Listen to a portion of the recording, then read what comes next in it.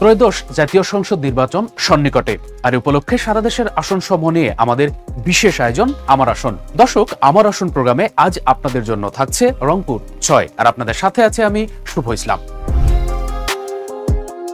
১৫ union ১ পৌরসভা নিয়ে রংপুরের পীরগঞ্জ উপজেলা সংসদীয় আসন ৬। দ্বাদশ জাতীয় সংসদ নির্বাচনে এই আসনে মোট ভোটার ছিল ৩,২৯,৭৫৪ জন। এর মধ্যে নারী ভোটার ১,৬৫,৪৯৮, পুরুষ ভোটার ১,৬৪,২৫২ এবং তৃতীয় লিঙ্গের ভোটার রয়েছে ৪ জন। ত্রয়োদশ জাতীয় সংসদ নির্বাচনে এই আসনে মোট ভোটার ৩,৫১,১৮৬ জন। সে অনুযায়ী এবার ভোট বেড়েছে ২১,৪০০ জন। নানা কারণে এই আসনটি রংপুর অঞ্চলের মধ্যে বেশ আলোচিত। দল গঠনের পর থেকে টানা ২ দশক আসনটি দখলে ছিল জাতীয় পার্টির। এরপর ২০০৮ সাল থেকে ২০২৪ সাল পর্যন্ত আওয়ামী লীগের দখলে ছিল পীরগঞ্জ। পরিসংখ্যান বলছে ১৯৮৬ সালে নির্বাচনে জাতীয় পার্টির আব্দুল জলিল প্রধান, এরপর ১৯৯১ সালে হোসাইন মোহাম্মদ এরশাদ এবং ১৯৯৬ সালে আবারও হোসাইন মোহাম্মদ এরশাদ, উপনির্বাচনে নূর মোহাম্মদ মণ্ডল। ২০০১ সালে শেখ হাসিনাকে হারিয়ে আবারও জাতীয় পার্টির নূর মোহাম্মদ মণ্ডল নির্বাচিত হন।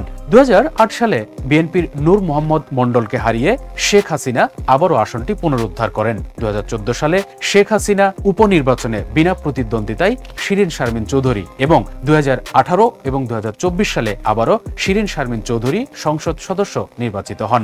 এরপর ২০০৮ সালের নির্বাচনে এই আসনে প্রার্থী দেয়নি জাতীয় পার্টি। ২০১৪ সালের একতরফা নির্বাচনে জাতীয় পার্টির নূর আলম জাদু মিয়া শেখ হাসিনার কাছে পরাজিত হন।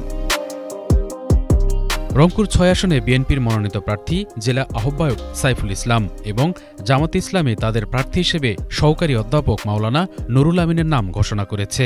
রংপুরের ৫টি আসনে ইসলামী আন্দোলন বাংলাদেশ প্রার্থী ঘোষণা করলেও এই আসনে এখনো প্রার্থীর নাম ঘোষণা করেনি তারা। এছাড়া বাকি দলগুলোর তৎপরতা লক্ষ্য করা যায়নি এই আসনে। কর্মসংস্থান এই আসনে দীর্ঘদিনের সমস্যা। এছাড়া বেকারত্ব, সড়কের বেহাল দশা, সর্বোপরি ফসলের ন্যায্যতা না পাওয়া এই আসনের জনগণের উল্লেখযোগ্য সমস্যা। দর্শক, এতক্ষণ আমরা রংপুর ৬ আসনের বিভিন্ন বিষয় সম্পর্কে জানলাম। আগামী পর্বে আপনাদের জানানোর চেষ্টা করব রাজশাহী বিভাগের বিভিন্ন আসন নিয়ে।